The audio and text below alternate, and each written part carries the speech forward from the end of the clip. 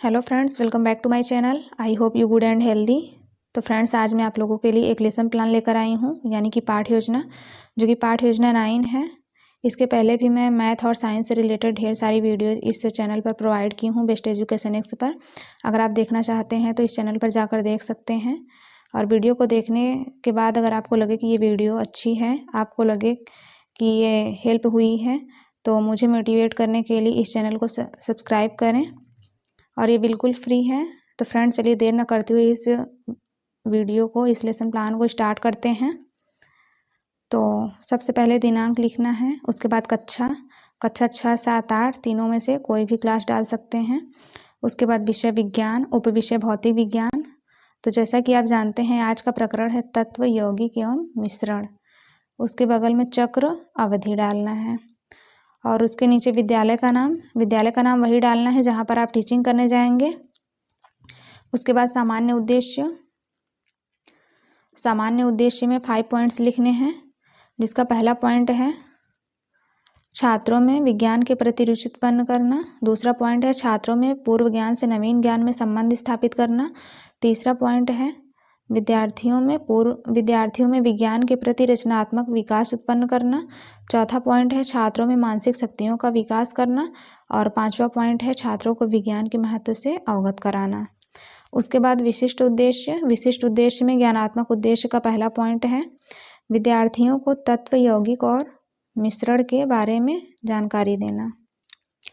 और दूसरा पॉइंट है विद्यार्थियों को तत्व, यौगिक एवं मिश्रण के सभी पहलुओं की जानकारी देना। बोधात्मक उद्देश्य का पहला पॉइंट है विद्यार्थियों को तत्व, यौगिक एवं मिश्रण के बारे में जानकारी देना। दूसरा पॉइंट है विद्यार्थी तत्व, यौगिक एवं मिश्रण को बोधगम्य कर सकेंगे। तो आगे बढ़ते हैं।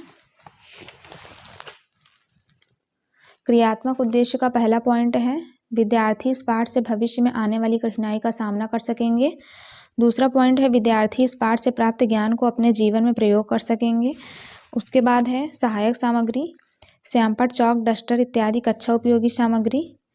उसके बाद पूर्व ज्ञान, विद्यार्थी को तत्व, यौगिक एवं मिश्रण के बारे में सामान्य जानकारी है।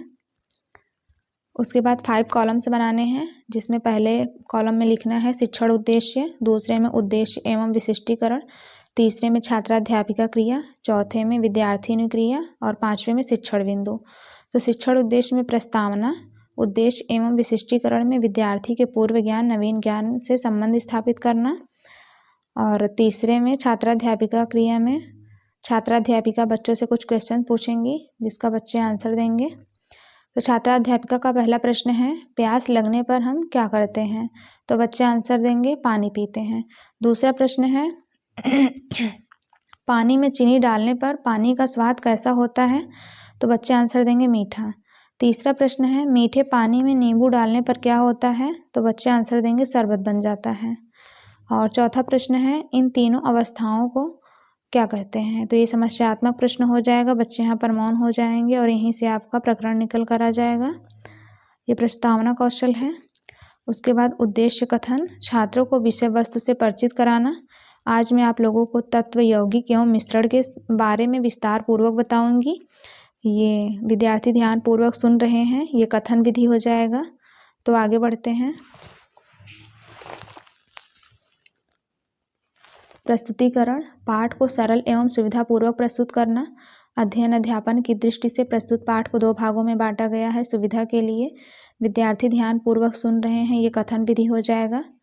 उसके बाद प्रथम शिक्षण बिंदु, सभी छात्रों को तत्व, यौगिक एवं मिश्रण के बारे में विस्तार पूर्वक जानकारी देना। स्पष्टीकरण, वे पदार्थ जो केवल एक ही तरह के परमाणुओं से मिलकर बने होते हैं उन्हें तत्व कहते हैं, जैसे सोना, चांदी, लोहा, तांबा आदि।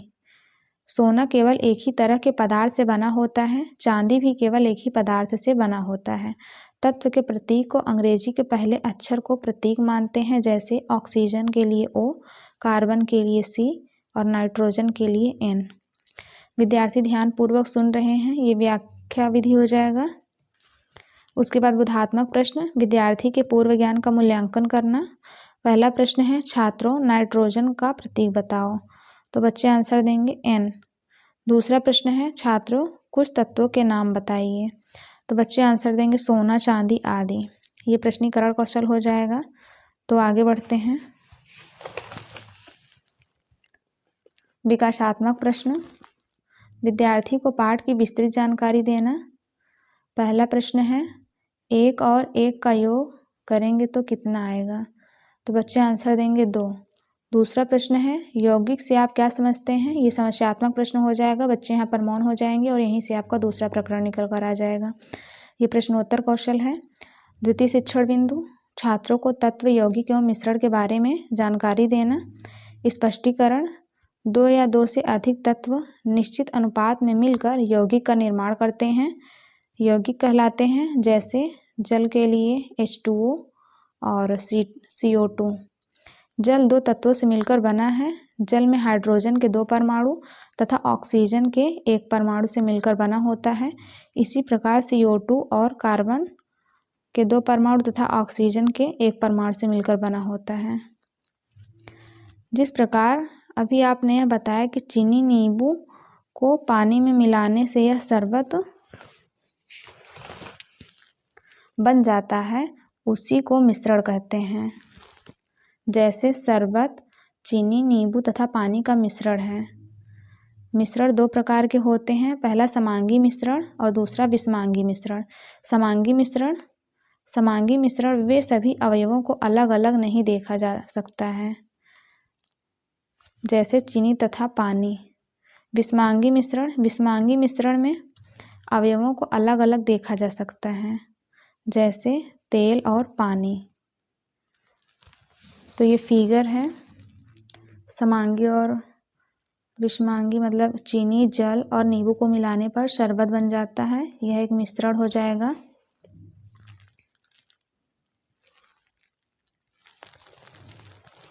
उसके बाद बोधात्मक प्रश्न, विद्यार्थी के पूर्व ज्ञान का मूल्यांकन करना। पहला प्रश्न है यौगिक किसे कहते हैं, तो बच्चे आंसर देंगे 2 या 2 से अधिक तत्व निश्चित अनुपात में मिलकर यौगिक का निर्माण करते हैं। दूसरा प्रश्न है मिश्रण किसे कहते हैं, मिश्रण के प्रकार बताइए। समांगी मिश्रण, विषमांगी मिश्रण। ये प्रश्नोत्तर विधि हो जाएगा।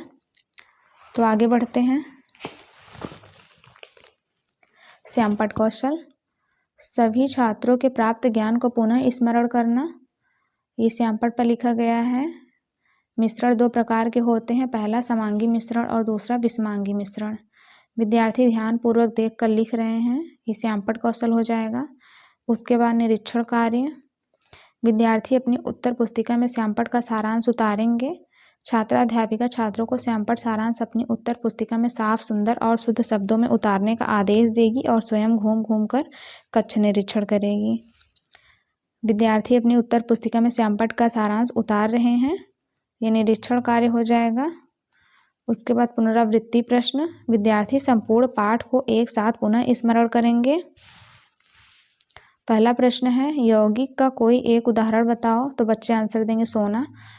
दूसरा प्रश्न है मिश्रण कितने प्रकार का होता है, 2, समांगी मिश्रण और विषमांगी मिश्रण।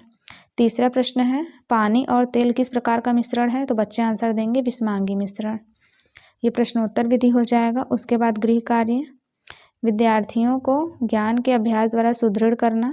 पहला प्रश्न है यौगिक किसे कहते हैं और दूसरा प्रश्न है समांगी मिश्रण किसे कहते हैं, उदाहरण सहित लिखिए।